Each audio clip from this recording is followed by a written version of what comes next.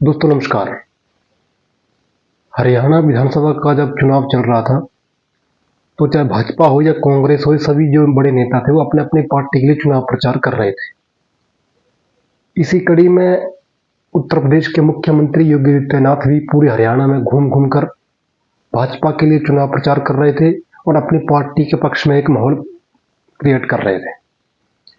इसी बीच एक रैली में योगी आदित्यनाथ कहते हैं कि कटोगे तो बटोगे, अगर एक रहेंगे तो नेक रहेंगे। इस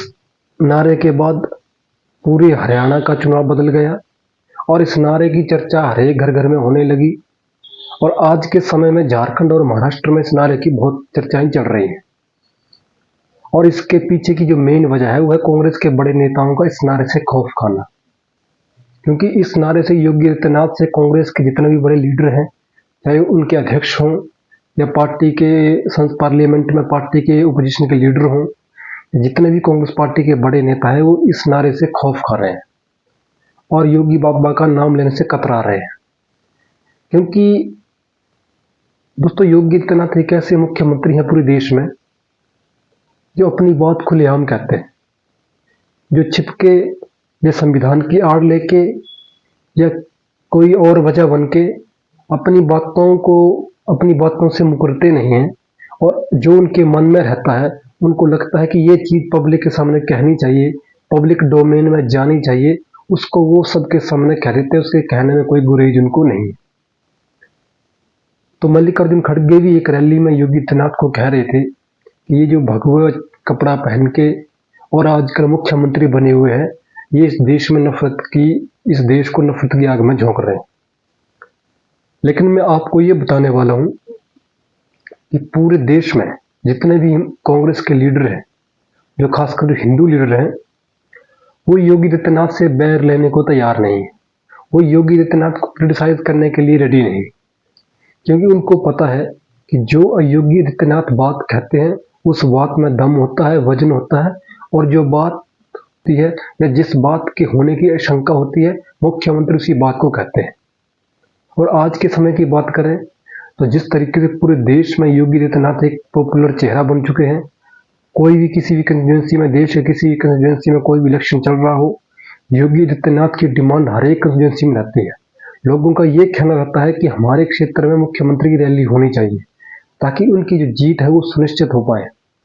तो कांग्रेस के भी कई ऐसे नेता हैं जो योगी आदित्यनाथ को फॉलो करते हैं और उनकी रैली अपने करवाने की गुहार करते हैं कि एक आधी रैली उनके क्षेत्र में हो जाए ताकि एक माहौल बन जाए। जब से हरियाणा में उन्होंने अपना एक नारा दिया था, कटेंगे और बटेंगे, उसके आधार पे, उसके बेस पे ही झारखंड और महाराष्ट्र का चुनाव भी लड़ा जा रहा है। कई बड़े बड़े नेता इस नारे के माध्यम से अपनी नैया पार लगाने की जुगाड़ में है। फिर भी जो पब्लिक है वो मुख्यमंत्री योगी आदित्यनाथ की रैली ही अपने क्षेत्र में जाती है। उनको पता है कि अगर मुख्यमंत्री की रैली उनके क्षेत्र में हो जाती है तो उनकी जीत की जो है गारंटी जो है 100% हो जाती है, क्योंकि लोगों के अंदर जो मुख्यमंत्री के लिए जो क्रेज है, जो उनकी पॉपुलैरिटी है, चाहे वो यंग हो या बूढ़े हो या बुजुर्ग हो, माता हो, बहन हो,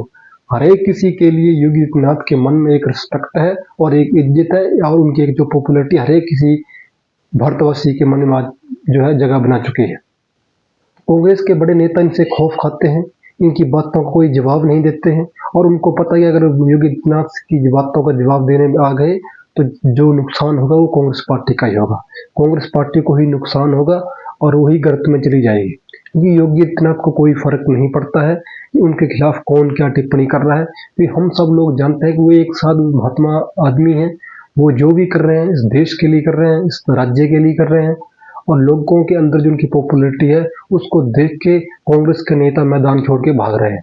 कल मल्लिकार्जुन खड़गे हों या उनके जो और नेता हैं, योगी आदित्यनाथ के ऊपर कोई भी जवाब देने की बारी आती है तो वो उनके ऊपर उनसे जो जवाब देते हुए नहीं बनता है, क्योंकि उनको पता है उनकी जो पॉपुलैरिटी है और जो बात कहते हैं उस बात में सच्चाई रहती है, उस बात में वजन रहता है, इसलिए वो योगी आदित्यनाथ की बातों का जवाब नहीं देते। मुझे लगता है कि कुछ लोग मीडिया के जो लोग बैठे हुए हैं वो योगी आदित्यनाथ की जो मुख्यमंत्री की जो कुछ मीडिया के लोग बैठे हुए हैं जो मुख्यमंत्री की इमेज को खराब करने की कोशिश कर रहे हैं, और ये किसकी शह पे कर रहे हैं, किसके कहने पे कर रहे हैं, ये देश की जनता अच्छी तरीके से जानती है। उनकी इमेज को खराब करके उनको क्या मिलेगा, इमेज खराब क्यों करना चाह रहे हैं, ये सभी बड़े मुद्दे इस देश के सामने आज खड़े हो चुके हैं कि मुख्यमंत्री को टारगेट क्यों किया जा रहा है। क्योंकि वो तो पूरे देश में लोकप्रिय है, पूरे देश में घूम के भाजपा का प्रचार कर रहे हैं और जितने भी कैंडिडेट आ रहे हैं वो कैंडिडेट उनको बुला रहे हैं, उनकी रैली हर एक क्षेत्र में कर रहे हैं, लेकिन फिर भी मुख्यमंत्री को टारगेट करने की मेन वजह क्या चल रही है। तो ऐसे कई अभिषेक उपाध्याय जैसे जो पत्रकार हैं, ये इनकी रोजी रोटी जो है बंद हो चुकी है। जातिगत लड़ाई लड़ा के भाजपा को यूपी में डाउन करने की कोशिश कर रहे हैं, लेकिन मुझे लगता है कि इनके जो मंसूबे हैं ये पूरे नहीं होने वाले हैं। क्योंकि हम सब जो लोग जानते हैं कि मुख्यमंत्री ने बिना किसी भेदभाव के, बिना किसी जातिवाद के हर एक क्षेत्र के हर एक लोगों को जो है विकास किया है, उसकी योजनाओं को पहुंचाया है और चहुमुखी विकास यूपी का आज के समय में हो रहा है। और यूपी मॉडल की प्रशंसा पूरे देश में नहीं पूरे विदेशों में उनके जो योगी मॉडल की चर्चाएं हो रही है। तो मुझे लगता है कि योगी आदित्यनाथ को बिना किसी भय और बिना किसी द्वेष के जिस तरीके से काम कर रहे हैं उनको वैसे ही काम करते रहना चाहिए। और जो लोग उनको इमेज को खराब करने की कोशिश कर रहे हैं, जो उनको टारगेट कर रहे हैं, वो उनको ऐसे ही छोड़ दें, क्योंकि उनके पास और कोई काम नहीं है, इसलिए वो